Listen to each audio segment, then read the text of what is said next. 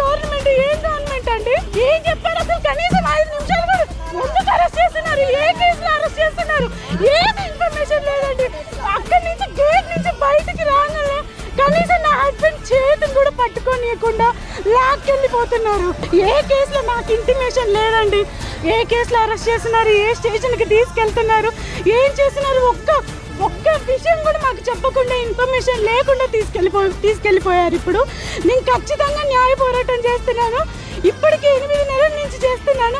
ఇంకెన్ని రోజులు పెడతారో, ఇంకెన్ని కేసులు పెడతారో పెట్టుకోండి. మాకన్నిటికీ మా జగన్ అన్న ఉన్నాడు. మా జగన్ అన్న ఖచ్చితంగా మా కోసం నిలబడతాడు, చూసుకుంటాడు సార్.